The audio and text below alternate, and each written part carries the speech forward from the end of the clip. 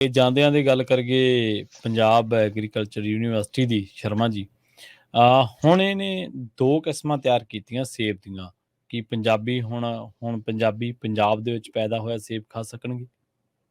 ਹਾਂ, ਬਿਲਕੁਲ ਜੀ। ਵੈਸੇ ਪੰਜਾਬ 'ਚ ਪਹਿਲਾਂ ਵੀ ਇਹ ਤਜਰਬੇ ਹੁੰਦੇ ਰਹੇ ਨੇ ਜਾਂ ਕੁਝ ਕਿਸਾਨਾਂ ਨੇ ਸੇਬਾਂ ਦੇ ਦਰੱਖਤ ਲਾਏ ਵੀ ਨੇ, ਪਰ ਉਸ ਕਿਸਮ ਦਾ ਸੇਬ ਜਿਹੜਾ ਬਾਜ਼ਾਰ 'ਚ ਚੰਗਾ ਮੁੱਲ ਭਾਅ ਵੱਟ ਸਕੇ, ਉਹ ਅਜੇ ਨਹੀਂ ਆਇਆ ਸੀ। ਸੋ ਸਾਡੀ ਪੰਜਾਬ ਐਗਰੀਕਲਚਰ ਯੂਨੀਵਰਸਿਟੀ ਹੈ ਜਿਹੜੀ ਲੁਧਿਆਣੇ ਵਾਲੀ, ਉਹ ਕਹਿੰਦੇ ਅਸੀਂ ਪਿਛਲੇ 3-4 ਸਾਲਾਂ ਤੋਂ ਇਸ ਤੇ ਰਿਸਰਚ ਕਰ ਰਹੇ ਸੀ, ਔਰ ਹੁਣ ਅਸੀਂ 2 ਬੂਟੇ ਤਿਆਰ ਕਰ ਰਹੇ ਨੇ ਜੀ ਬਕਾਇਦਾ ਤੌਰ ਤੇ। ਇੱਕ ਹੈ ਡੋਰਸੈਂਟ ਗੋਲਡਨ ਕਿਸਮ ਹੈ ਕੋਈ, ਦੂਸਰੀ ਹੈ ਜੀ ਅੰਨਾ ਕਿਸਮ। ਠੀਕ ਹੈ ਜੀ। ਇਹ 2 ਕਿਸਮਾਂ ਤਿਆਰ ਹੋ ਗਈਆਂ ਜਿਹੜੀਆਂ ਮਤਲਬ ਕਿ 3 ਸਾਲ ਬਾਅਦ ਫਲ ਦੇਣ ਲੱਗ ਜਾਂਦੀਆਂ, ਔਰ ਇੱਕ ਬੂਟੇ ਤੋਂ ਔਸਤ ਮਤਲਬ ਕਿ 25 ਤੋਂ ਲੈ ਕੇ 40 ਕਿਲੋ ਤੱਕ ਫਲ ਆ ਜਾਂਦਾ।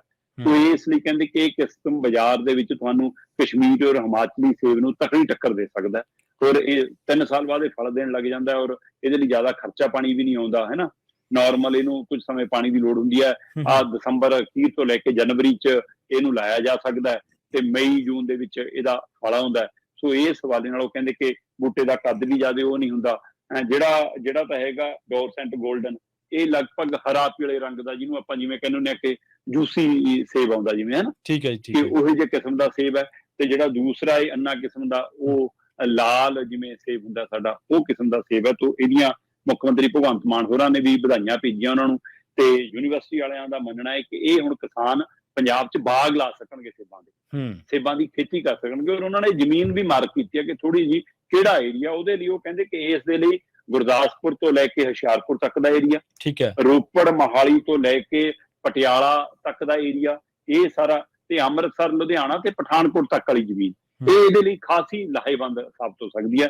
ਸੋ ਜੀ ਇਹ ਦੇਖਦੇ ਆ ਕਿ ਹੁਣ ਇਹ ਯੂਨੀਵਰਸਿਟੀ ਵਾਲੇ, ਐਗਰੀਕਲਚਰ ਯੂਨੀਵਰਸਿਟੀ ਵਾਲੇ ਦੇ ਨੁਮਾਇੰਦਿਆਂ ਦਾ ਇਹ ਕਹਿਣਾ ਕਿ ਅਸੀਂ ਇਕੱਲੇ ਬੂਟੇ ਹੀ ਨਹੀਂ ਵੇਚਣੇ, ਜਿਹੜੇ ਕਿਸਾਨ ਇਹਦਾ ਬਾਗ ਲਾਉਣਗੇ ਉਹਦੀ ਅਸੀਂ 3 ਸਾਲ ਤੱਕ ਉਹਦੇ ਨਾਲ ਉਹਦਾ ਕੰਮ ਵੀ ਕਰਾਵਾਂਗੇ। ਜੀ ਜੀ। ਉਹਦੀ ਸੰਭਾਲ, ਉਹਨੂੰ ਕਿਵੇਂ ਪਾਣੀ ਦੇਣਾ, ਕਿੰਨਾ ਸਮਾਂ ਪਾਣੀ ਦੇਣਾ, ਕਿੰਨੀ ਲੋੜ ਹੈ, ਕਿੰਨੀ ਕਟਾਈ ਕਰਨੀ ਹੈ, ਕਿੰਨਾ ਇਹਦਾ ਉਚਾਈ ਹੋ ਸਕਦੀ ਹੈ, ਉਹ ਤੋਂ ਬਾਅਦ ਫਲ ਆਉਣ ਤੱਕ ਅਸੀਂ ਉਹਦੀ ਨਾਲ ਉਹਦਾ ਸਾਥ ਵੀ ਦੇਵਾਂਗੇ। ਸੋ ਕੀ ਇਹ ਪੰਜਾਬ ਦੇ ਵਿੱਚ ਹੁਣ ਕਿੰਨੂ ਦੇ ਮਾਮਲੇ 'ਚ ਪੰਜਾਬ ਖਾਸਾ ਮੋਹਰੀ ਨਿਕਲਿਆ, ਚਾਹੇ ਹੋਰ ਫਾਜ਼ਿਲਕਾ, ਸਾਡਾ ਉੱਥੇ ਪਾਣੀ ਦੀ ਸਪਲਾਈ ਚੰਗੀ ਵੀ ਨਹੀਂ ਹੈ ਔਰ ਪੂਰੀ ਵੀ ਨਹੀਂ ਹੈ, ਉਹਦੇ ਬਾਵਜੂਦ ਵੀ ਉਹ ਖੇਤਰ ਦੁਨੀਆ ਭਰ ਦੇ ਵਿੱਚ ਅੱਜ ਕਿੰਨੂ ਸਪਲਾਈ ਕਰਨ ਦੇ ਲਈ ਜਾਣਿਆ ਜਾਂਦਾ ਹੈ ਨਾ। ਸੋ ਉਸੇ ਮਾਮਲੇ ਦੇ ਵਿੱਚ ਜੇਕਰ ਗੁਰਦਾਸਪੁਰ, ਹੁਸ਼ਿਆਰਪੁਰ, ਰੋਪੜ, ਪਠਾਨਕੋਟ, ਪਟਿਆਲਾ, ਮੋਹਾਲੀ, ਹੈ ਨਾ, ਅੰਮ੍ਰਿਤਸਰ, ਲੁਧਿਆਣਾ, ਇਹ ਜ਼ਮੀਨਾਂ ਦੇ ਵਿੱਚ ਬਾਗ ਲੱਗਦੇ ਨੇ ਔਰ ਇਹਦੇ ਨਾਲ ਸੇਬ ਦਾ ਉਤਪਾਦਨ ਆਉਂਦਾ, ਤਾਂ ਇਸ ਮਾਮਲੇ 'ਚ ਵੀ ਪੰਜਾਬ ਇੱਕ ਤਾਂ ਕਸ਼ਮੀਰੀ ਸੇਬ ਔਰ ਹਿਮਾਚਲੀ ਸੇਬ ਦੀ ਮਾਰਕੀਟ ਨੂੰ ਬਰਾਬਰ ਆਪਣੀ ਮਾਰਕੀਟ ਖੜੀ ਕਰ ਸਕਦਾ, ਔਰ ਦੂਜਾ ਵਿਦੇਸ਼ਾਂ 'ਚ ਸੇਬ ਜਾਣ ਵਾਲੀ ਕਵਾਇਦ 'ਚ ਆ ਸਕਦੇ ਨੇ। ਤੀਸਰਾ ਇਹਦੇ ਨਾਲ ਇਹ ਹੈ ਕਿ ਕਿਸਾਨ ਬਦਲਵੀਂ ਫਸਲ ਵੱਲ ਵੀ ਆ ਸਕਦੇ ਨੇ।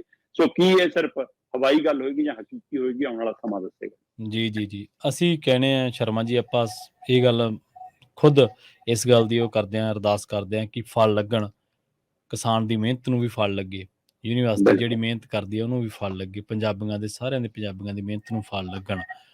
ਜਿਵੇਂ ਤੁਸੀਂ ਅਖੀਰ ਦੇ ਵਿੱਚ ਜ਼ਿਕਰ ਕੀਤਾ ਨਾ ਵੀ ਇਹ ਜਿਹੜੀ ਖੇਤੀ ਹੈ ਤੇ ਇਹ ਜਿਹੜੇ ਤੁਸੀਂ ਇਲਾਕੇ ਦੱਸੇ ਆ, ਘੱਟੋ ਘੱਟ ਉੱਥੇ ਜੇ ਰਕਬਾ ਵੱਧ ਜਾਵੇ ਤਾਂ ਉੱਥੇ ਫਸਲੀ ਵਿਭਿੰਨਤਾ ਨੂੰ ਉਤਸ਼ਾਹਿਤ ਕੀਤਾ ਜਾ ਸਕਦਾ। ਹੋਰ ਸਰਕਾਰਾਂ ਕੋਈ ਫੋੜੇ ਤੇ ਲਾਉਣ ਵਾਸਤੇ ਥੋੜ੍ਹਾ ਹੁੰਦੀਆਂ, ਸਰਕਾਰਾਂ ਦਾ ਕੰਮ ਹੀ ਇਹ ਹੁੰਦਾ।